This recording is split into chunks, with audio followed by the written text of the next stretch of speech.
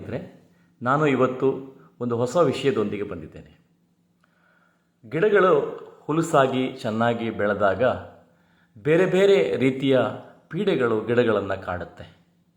So ಈ ಪೀಡೆಗಳನ್ನು ನಾವು ಸರಿಯಾದ ಕ್ರಮವನ್ನು ಉಪಯೋಗಿಸಿ ಅದನ್ನು ಹತೋಟಿ ಮಾಡಬೇಕಾಗತ್ತೆ.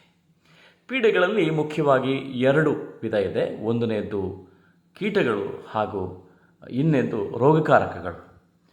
ಸೊ ರೋಗಕಾರಕಗಳು ಅಂತಂದರೆ ಅವು ರೋಗಗಳನ್ನು ಉಂಟು ಮಾಡುತ್ತದೆ ಮತ್ತು ಆ ಗಿಡಗಳ ಬೆಳವಣಿಗೆಯನ್ನು ಕುಂಠಿತ ಮಾಡುತ್ತೆ.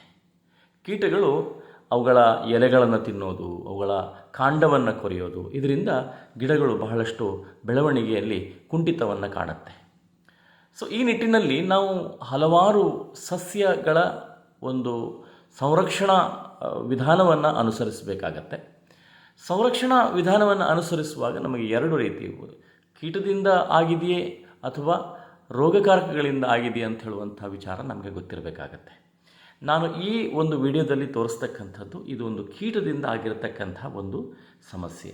ಇಲ್ಲಿ ನಿಮಗೆ ಕಾಣಿಸ್ತಾ ಇದೆ, ಇದರಲ್ಲಿ ನೋಡಿ ಎಲ್ಲ ಎಲೆಗಳನ್ನು ಸುರುಳಿ ಸುತ್ತಿ ಅದರ ಒಳಗೆ ಅದನ್ನು ಕೀಟಗಳು ಅದರ ಒಳಗೆ ಗಿಡಗಳ ಪತ್ರಹರಿತನ್ನು ತಿನ್ನತಕ್ಕಂಥ ಒಂದು ಕೆಲಸವನ್ನು ಮಾಡುತ್ತೆ. ಕೀಟಗಳು ಅವುಗಳ ಪತ್ರಹರಿತನ್ನು ತಿನ್ನುತ್ತೆ. ಸೊ ಇಲ್ಲಿ ಎಲೆಗಳು ಕಾಣಿಸುತ್ತೆ, ನಿಮಗೆ ಸುರುಳಿ ಸುತ್ತಿದ ಹಂಗಿದೆ. ಮತ್ತು ಅದನ್ನು ನೀವು ಸರಿಯಾಗಿ ನೋಡಿದರೆ, ಅದನ್ನು ಬಿಡಿಸಿ ನೋಡಿದರೆ ಅದರ ಒಳಗೆ ಸರಿಯಾಗಿ ತೋರಿಸ್ತೀನಿ ನಾನು. ಆ ಎಲೆಯ ಒಳಗೆ ಆ ಕೀಟದ ಒಂದು ಮಲ ಕಾಣಿಸುತ್ತೆ. ನೋಡಿ, ಕೀಟ ಅದನ್ನು ಸುರುಳಿ ಸುತ್ತಿ, ಕೀಟವೂ ಕೂಡ ಇದೆ, ನಿಮಗೆ ಕಾಣಿಸ್ತಾ ಇದೆ. ಒಂದು ಕಂಬಳಿ ಹುಳುಗಳು ತುಂಬ ಪ್ರಮಾಣದಲ್ಲಿ ಕಾಣಿಸ್ತಾ ಇದೆ ತಮಗೆ. ಸೊ ತುಂಬ ಪ್ರಮಾಣದಲ್ಲಿ ಇಲ್ಲಿ ನೋಡಿ ಕಾಣಿಸ್ತಾ ಇದೆ, ಅದು ತಿಂದಿದೆ. ಆ ಎಲೆಯನ್ನು ಸುರುಳಿ ಸುತ್ತಿ ಅದನ್ನು ಒಳಗಡೆ ತಿನ್ನುವಂಥ ಪ್ರಯತ್ನವನ್ನು ಮಾಡ್ತಾ ಇದೆ. ಸೊ ಇದನ್ನು ನಾವು ಮೊದಲು ಗಮನಿಸಿಕೊಂಡು ಅದಕ್ಕೆ ಬೇಕಾದಕ್ಕಂಥ ನಾವು ಏನು ರಾಸಾಯನಿಕಗಳನ್ನು ಅಥವಾ ಸಾವಯವ ಏನು ಕೀಟ ಹತೋಟಿ ಕ್ರಮಗಳನ್ನು ನಾವು ಅನುಸರಿಸಬೇಕಾಗತ್ತೆ. ಆದರೆ ಇದು ಶ್ರೀಲಂಕನ್ ಜಾಸ್ಮಿನ್, ಇದೊಂದು ಜಾತಿಯ ಶ್ರೀಲಂಕನ್ ಜಾಸ್ಮಿನ್. ಇದು ಇತ್ತೀಚೆಗೆ ಈ ಥರದ ಒಂದು ಲಕ್ಷಣಗಳು ನನಗೆ ಕಂಡು ಬಂತು. ಸೊ ನಾನು ಇದನ್ನು ನಮಗೆ ತಿಳಿಸೋಣ ಅಂತ ಹೇಳುವಂಥ ಒಂದು ಉದ್ದೇಶದಿಂದ ಈ ವಿಡಿಯೋವನ್ನು ಮಾಡಿರ್ತೇನೆ.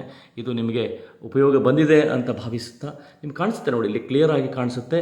ಇಲ್ಲಿ ನೋಡಿ, ಅದು ತಿಂದಿರತಕ್ಕಂಥ ಜಾಗ ಸುರುಳಿ ಸುತ್ತಕೊಂಡು ಆ ಎಲೆಯ ಪತ್ರಹರಿತನ್ನು, ಹಸಿರಾಗಿರತಕ್ಕಂಥ ಭಾಗವನ್ನು ತಿಂದಿರೋದು ಇದು ಕೀಟ. ಇಲ್ಲಿ ನಿಮಗೆ ಸರಿಯಾಗಿ ಕಾಣಿಸ್ತಾ ಇದೆ, ಕೀಟ ನೋಡಿ ಕಾಣಿಸ್ತಾ ಇದೆ. ಇದು ಒಂದು ಹುಳ, ಅದರ ಮಲ ಕೂಡ ಅದರಲ್ಲಿ ಇದೆ. ಸೊ ಇವೆಲ್ಲ ಲಕ್ಷಣಗಳನ್ನು ನೋಡಿಕೊಂಡು ನಾವು ಸಸ್ಯ ಸಂರಕ್ಷಣಾ ಕ್ರಮವನ್ನು ಅನುಸರಿಸಬೇಕು.